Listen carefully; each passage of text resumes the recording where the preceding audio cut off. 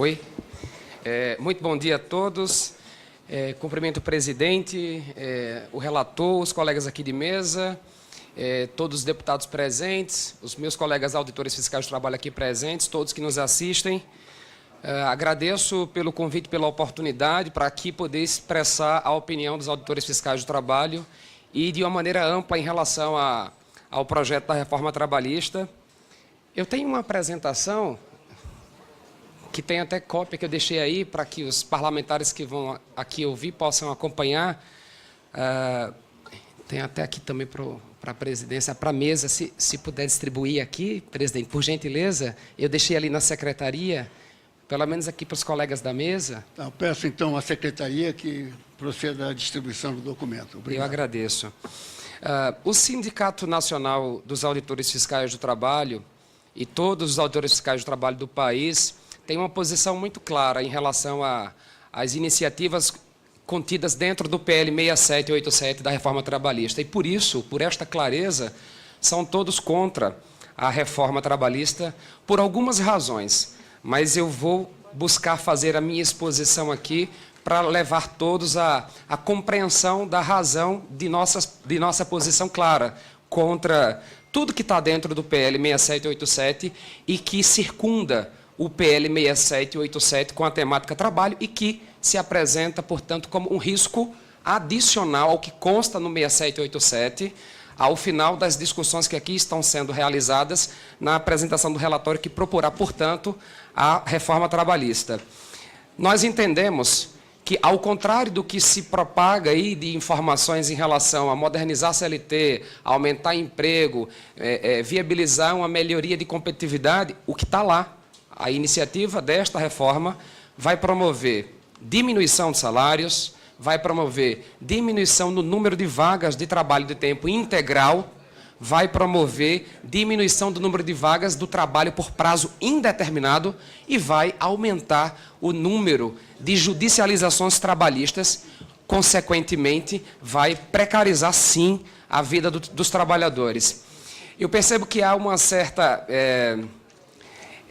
intranquilidade, eu diria assim, quando alguém fala que a proposta da reforma trabalhista vai promover precarização da vida do trabalhador, meio que numa reação de querer negar a realidade. Vai precarizar mesmo.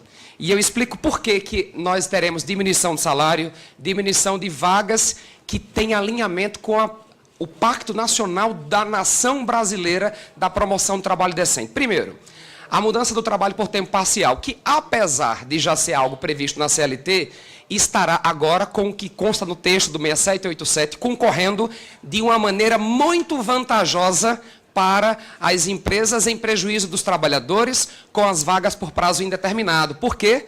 Porque a modalidade do prazo do contrato a tempo parcial vai sair dos limites atuais de 25 horas semanais para até 32 horas semanais. Nós temos muitos trabalhadores que trabalham 40 horas semanais, trabalham 44 horas semanais, de maneira que o espaço de 32 para 44, obviamente, vai sim atrair e incentivar o que hoje não é utilizado. Porque, apesar de já haver previsão legal dentro da CLT, esta modalidade de contratação não é utilizada em larga escala, porque ela proíbe a prática das horas extras. Por isso, a atualização, entre aspas, do que está aqui no item do trabalho a tempo parcial é, na verdade, uma das iniciativas que vai promover a redução salarial dos trabalhadores e, assim, concorrer com as vagas que nós queremos aumentar. As vagas de tempo integral e as vagas por prazo indeterminado, porque são essas que têm uma ligação direta com a própria natureza do trabalho, do emprego. A natureza do trabalho e emprego é exatamente aquela que permite a todos os trabalhadores, na perspectiva da permanência no tempo do seu contrato de trabalho e alinhado com a prática do pagamento de salário mínimo de todos os direitos, a sua permanência no mercado de trabalho. Então, essa iniciativa daqui, ela vai reduzir a massa salarial no Brasil. E aí eu queria deixar um questionamento ao nobre relator. O governo, ele fez essa conta? da expectativa da redução da massa salarial em razão do incentivo à utilização do trabalho a tempo parcial na massa salarial total no Brasil. Vamos trabalhar com aquela massa salarial oficial, a informada na RAIS. Ela é a folha de pagamento base para recolhimento de FGTS e de contribuição previdenciária. Portanto, temos aqui uma iniciativa que não houve o cuidado do governo quando apresentou esta proposta do impacto que isso trará para o mundo da seguridade social. Porque a redução da massa salarial vai reduzir a base onde se aplica todas as contribuições obrigatórias que garantem previdência e seguridade social. Reduzirá, portanto, a arrecadação previdenciária e do FGTS. Uma outra iniciativa que vai caminhar também para reduzir massa salarial, também para desmantelar o mundo que garante um patamar mínimo de dignidade aos trabalhadores, que é a liberação irrestrita do trabalho temporário. Acho que até perde um pouco o sentido eu me referir à questão do trabalho temporário, aqui no bojo do projeto 6787, tendo assistido com grande lamento e consternado o resultado da votação ontem no plenário da Câmara, que, de fato, permite a terceirização de todas as formas em prejuízo do trabalhador. Sim, é prejuízo e é precarização. E não é solução para os 13 milhões de trabalhadores que hoje são terceirizados, não, porque não estabelece igualdade de direitos, não estabelece patamares ali que estão compreendidos como aqueles que a nossa Constituição cidadã, olha, a nossa Constituição cidadã, que na década de 80, quando o mundo desregulamentava o mundo do trabalho, todas as nações internacionais, as nações do mundo inteiro desregulamentavam o mundo do trabalho, o Brasil fez diferente.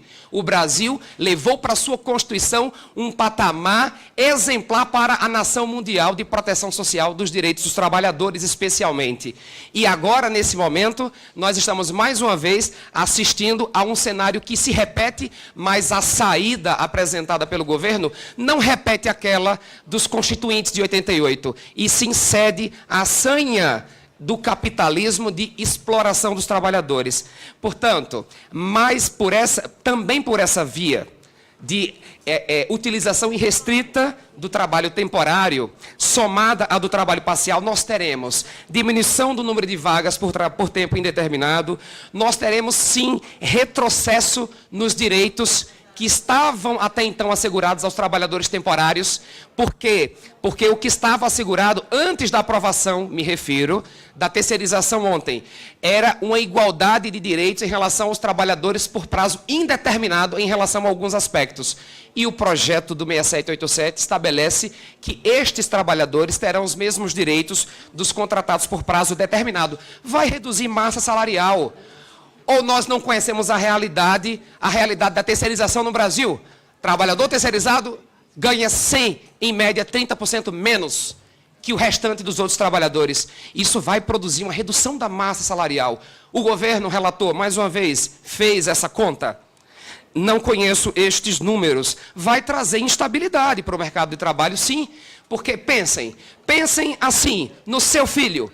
O seu filho que você se dedicou para oferecer a ele um mundo digno, de oportunidades, de igualdade de oportunidades. Pense que ele será o próximo trabalhador temporário de trecho. Sabe aquele trabalhador de trecho que fica pulando de galho em galho, de emprego em emprego? Será essa a realidade do trabalhador no Brasil, com o que ontem foi aprovado em relação ao trabalho temporário, que legaliza o ilegal, que legaliza o inconstitucional, porque isso é retrocesso puro, retrocesso social puro, rasgando, violando a nossa Constituição.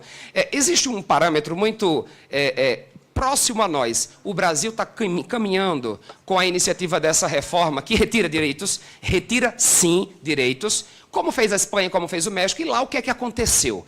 Lá aconteceu o que eu estou aqui dizendo. Os trabalhadores por prazo indeterminado e a tempo integral diminuíram, estas vagas diminuíram, aumentando substancialmente as vagas por tempo parcial e do trabalho temporário. Houve a redução na Espanha de 54,3% nos salários. No México, sabe o que é que aconteceu? 1,2 milhão de trabalhadores tiveram seus rendimentos reduzidos para valores entre 1 e 2 salários mínimos. Dentre esses 1,2 milhão de trabalhadores, 500 mil antes da reforma ganhavam, em média, 5 salários mínimos. O governo está preocupado com esse impacto. O governo está calculando o reflexo dessa iniciativa combinada com a reforma da Previdência, que lá tem a justificativa de não ter saúde financeira para conduzir as obrigações do sistema da Seguridade Social. Mas isso, tudo que aqui está sendo feito no bojo da reforma trabalhista, tem impactos que não estão calculados. Portanto, nós não temos nenhuma dúvida, o governo desconhece os resultados sobre a Seguridade Social e, portanto, a garantia das obrigações constitucionais da Previdência, da Assistência e da Saúde, em razão do que aqui está promovendo, redução de massa salarial e, consequente, redução de arrecadação previdenciária e do FGTS. Tem um outro elemento também que vai promover a redução da massa salarial e esse impacto nefasto sobre a Previdência e todos os recursos que dão suporte às políticas públicas de promoção do trabalho e renda, que é a possibilidade de negociar livremente a forma de registrar a jornada. Olha, por que isso consta no projeto? Para que se negocie livremente? Certamente, isso é o que nós somos levados a crer. Certamente porque incomoda a atual prática que com muita luta foi empreendida para que o registro de jornada fosse eletrônico.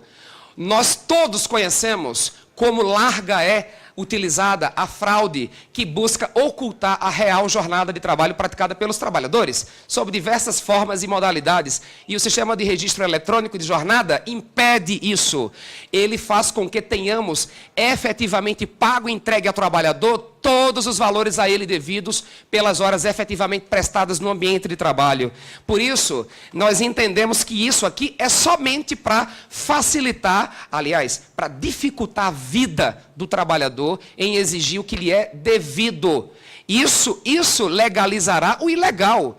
Isso dificultará a vida do trabalhador, isso dificultará a vida dos órgãos de fiscalização que existem para exigir o cumprimento da legislação trabalhista, mas isso também vai reduzir a massa salarial no Brasil, isso também vai aumentar os processos judiciais trabalhistas, que é algo que tem sido apresentado como um grande problema, e eu quero dizer que o Sindicato Nacional dos Autores Fiscais do Trabalho, ao lado dos procuradores de trabalho e dos magistrados da Justiça do Trabalho, representados pela ANPT e pela ANAMATRA, produziram uma nota técnica em que se posicionam de maneira contrária ao projeto de lei, e lá enfrentamos essa falácia quanto ao volume exagerado de judicializações na Justiça do Trabalho promovidas pelos trabalhadores. Olha, parece até que o trabalhador é o grande mal desse Brasil, né? O trabalhador vive inventando irregularidade, vive inventando verba rescisória não paga, vive inventando desrespeito e exploração para ir lá brigar na Justiça.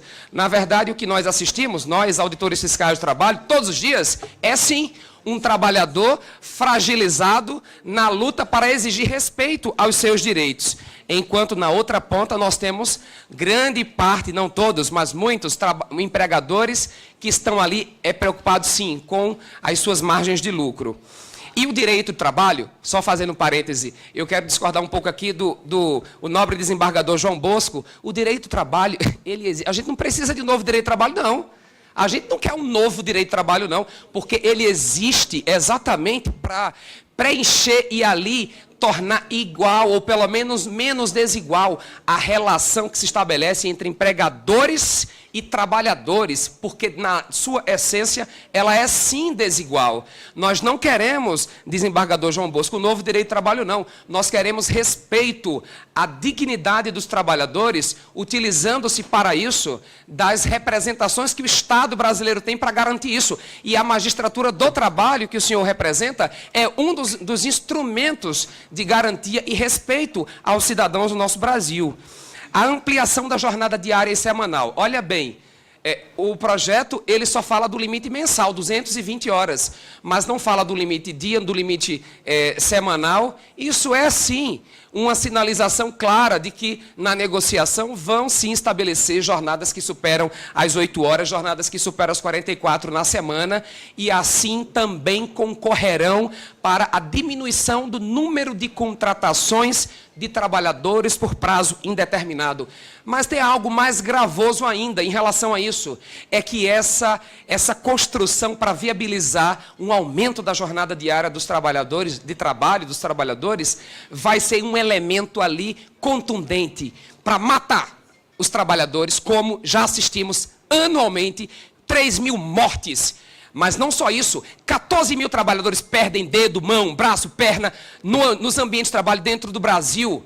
E o que é que as empresas fazem ou se empenham para diminuir isso? A grande maioria não, e é por isso que o Brasil tem 700 mil acidentes todos os anos, recordista, vergonhosamente mundial, de acidentes que matam, mutilam e impregnam a vida dos nossos trabalhadores e dos nossos cidadãos com marcas que vão com eles até o fim de suas vidas, quando não ficam ali, os que morrem nos ambientes de trabalho.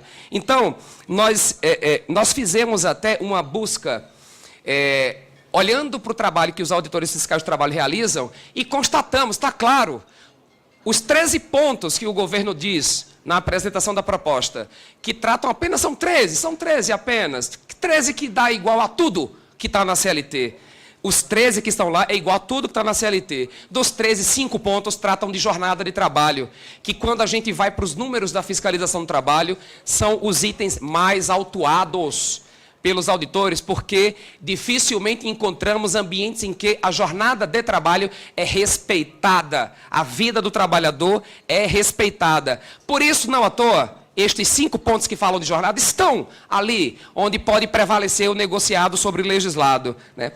Nós, do SINAIT, somos contra, os auditores fiscais do trabalho são contra, porque, como disse, esse projeto vai legalizar o que é ilegal, vai tornar lícito o que é irregular, vai tornar regular, vai tornar não punível o que hoje nós punimos, porque ferem, sim, direitos fundamentais dos trabalhadores. A prevalência do negociado sobre o legislado vai criar uma lei para cada empresa. Vai, sim, viabilizar a retirada de direitos. Retira direito, sim, porque os nossos trabalhadores, ao contrário do que já vi falar aqui, representando o Ministério do Trabalho, ao contrário do que ele diz, que o movimento sindical no Brasil está maduro para negociar, conversa, não está não. Não temos esse problema em todas as representações sindicais, mas a maioria delas não tem condições de igualdade para negociar de maneira digna. E serão sim, até pela previsão dentro do negociado sobre o legislado da ultratividade, uma negociação que terá sob a cabeça de todos eles uma espada. Portanto, estarão sim submetidos a resultados que retirarão direitos. E, em relação a isso, ao negociado sobre o legislado, eu quero alertar que não temos nenhuma sombra de dúvida. Isso será, e como já foi dito aqui, é a espinha do projeto. Esta espinha do projeto também será o objeto da massificação de judicializações, porque este projeto não vai rasgar a Constituição Federal do nosso país. Este projeto não retira direitos constitucionais. E na medida em que estas convenções e acordos, se utilizando do que aqui está orientado, do que aqui está consignado, estarão praticando condutas inconstitucionais e, com isso, viabilizarão judicialização, sim. Terceirização sem limite, olha, é muito lamentável assistir e mais ainda de estar aqui ouvindo e vendo tudo que se fala na defesa da terceirização sem limites, como foi ontem no plenário da Câmara, porque ela vai desmantelar a organização do trabalho no Brasil. A concorrência será predatória para conseguir conquistar aquele contrato. Se você cobra 10, eu vou cobrar 9 para poder ganhar o contrato, e a outra vai cobrar 8, vai cobrar 7. E quem é que paga essa conta? É o trabalhador, como sempre. É o trabalhador. Vai reduzir massa salarial. O trabalho terceirizado no Brasil é, em média, 30%. Paga 30% menos. Vai aumentar acidente de trabalho. É um absurdo ver lá a possibilidade de terceirização no serviço público, da mesma forma. Então, nós teremos... O que é que nós teremos? Olha, o serviço público, ele é alinhado com o interesse público. Não pode ter aí, no meio dele, alguém que tem um contrato comercial com interesses comerciais. Isso é um absurdo. O projeto aprovado ontem é um absurdo de grave retrocesso aos nossos trabalhadores. Eu quero só concluir e dizer que o Brasil, ele precisa compreender como o Brasil já compreende, mas eu me dirijo especialmente a quem vai votar o projeto, precisa compreender esse patrimônio de proteção social dos trabalhadores como um patrimônio conquistado e não doado gratuitamente. E nós não podemos, baseados em preliminares equivocadas ou pelo menos não esclarecedoras de para onde este projeto estará nos levando, acreditar na falácia que ele promoverá a criação de emprego, que ele promoverá a modernização da CLT, que ele promoverá a redução de judicializações na Justiça do Trabalho, porque isso não acontecerá. Na verdade, ele vai promover o rompimento do pacto que o Brasil tem com a comunidade internacional e com todos os seus cidadãos de promoção do trabalho decente, de erradicação do trabalho escravo e do trabalho infantil. E, para finalizar, eu concluo dizendo que o Sindicato Nacional dos Autores Fiscais do Trabalho divulga um material em que apresenta uma linha do tempo do combate ao trabalho escravo, que completa este ano, por meio da atuação do Grupo Especial de Fiscalização Móvel, 21 anos. A primeira ação de combate ao trabalho escravo, realizada em 95, foi no caso de terceirização. E nós vamos marcar essa linha do tempo com o triste resultado da votação de ontem, em que permitirá a legalização do gato e, portanto, o fim do combate e da luta pela erradicação do trabalho escravo no Brasil. É lamentável. Por isso, nós do SINAIT e dos auditores fiscais do trabalho somos contra a reforma trabalhista e acreditamos que ela não passará. Obrigado.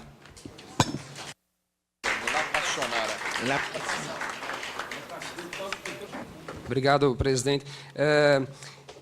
Comentando a pergunta, ou pelo menos a provocação do deputado Patrus em relação aos efeitos da ampliação do uso do trabalho temporário, que no bojo do projeto aprovado ontem pela Câmara, de fato, permite a terceirização sem limites de todas as atividades realizadas pela empresa, como eu havia dito antes, isso, sem nenhuma dúvida, vai provocar o aumento da precarização do trabalho, na vida dos trabalhadores. E por diversas razões. E não é uma questão ideológica, não. É uma questão factual. É só olharmos para os trabalhadores terceirizados, perguntem aos seus vizinhos, aos seus familiares que estão nessa condição, aos amigos dos seus familiares que vivem a vida de um trabalhador terceirizado, se eles estão ali e felizes com a vida que levam em relação aos outros, aqueles que estão contratados diretamente pelas empresas. Eles têm salários menores, 30% em média, eles se acidentam mais, de cada 10 acidentes ocorridos, 8 são com trabalhadores terceirizados, das 5 mortes, 4 são trabalhadores terceirizados, de cada 10 trabalhadores resgatados do trabalho escravo, 8 são empregados terceirizados. A primeira operação do combate ao trabalho escravo no Brasil é feita em 95 pelo Grupo Especial de Fiscalização Móvel. Foi um caso de terceirização. Então, nós entendemos que a aprovação da lei ontem, que acaba tornando desnecessária, né, a abordagem do trabalho temporário dentro desse projeto, porque ela já fez tudo e mais, até do que está no 6787, vai promover um grave retrocesso, sim, na vida dos trabalhadores do nosso país. E eu queria só fazer um complemento aqui, dizendo, viu, relator, eu fiquei assim... bem assustado com a resposta que o senhor deu em relação à provocação que fiz quanto aos estudos que tem o governo para estar convicto de que esta proposta promoverá crescimento de emprego, alcance da regulação do mercado de trabalho de maneira a melhorá-lo, sem trazer a resposta de quais são os estudos do governo, porque estes eu gostaria de conhecê-los. Nós temos estudos, todos que estão aqui discutem, mas quais são as bases reais de números que o governo utilizou para acreditar que não vai ocorrer no Brasil o que ocorreu na Espanha e o que ocorreu no México? Isso, acredito que é, sim, importante para que nós estejamos aqui fazendo um debate em que a gente conheça bem os fundamentos preliminares para entender as convicções de quem defende a proposta, porque nós não conseguimos defendê-la, somos contra a proposta. Obrigado. Obrigado, presidente Edmar. Dois minutos, isso. Eu gostaria só de fazer aqui as minhas considerações finais, dizendo que no período de 2012 a 2016, os auditores fiscais do trabalho fiscalizaram aproximadamente 1.900.000 empresas, chegando a alcançar 260 milhões de trabalhadores, nessa faixa de 2012 a 2016. Isso nos dá condições de aqui falar em nome dessa categoria que está aí para exigir o respeito à legislação trabalhista, nos dá todas as condições para falar dos fatos e da realidade que os nossos trabalhadores enfrentam nas relações que são, sim, desiguais nos ambientes de trabalho. Isso não coloca todos os empregadores na condição de criminosos. Isso coloca, sim, uma realidade que precisa ser explorada com a atenção que os fatos oficiais, formalizados por autoridades que representam o Estado, demonstram nos seus atos que são oficiais e públicos. Isso não tem nada de ideologia, isso é a realidade da atuação de um representante do Estado brasileiro. Mas quero dizer que também estes representantes, nesse período, trabalharam e conseguiram, com esta atuação integrada com a sociedade, sempre claro, formalizar mais de 1.600.000.000 de vínculos de empregos. Mas são aqueles empregos onde o trabalho decente é observado, com respeito à natureza indeterminada, que é a natureza desejada pelos trabalhadores do nosso país. E dizer que nós também queremos, somos a favor de um Brasil, mas um Brasil sem trabalho escravo, um Brasil sem trabalho precarizado, um Brasil sem discriminação, sem desigualdades, sem corrupção. É esse o Brasil que queremos. Obrigado. Muito obrigado.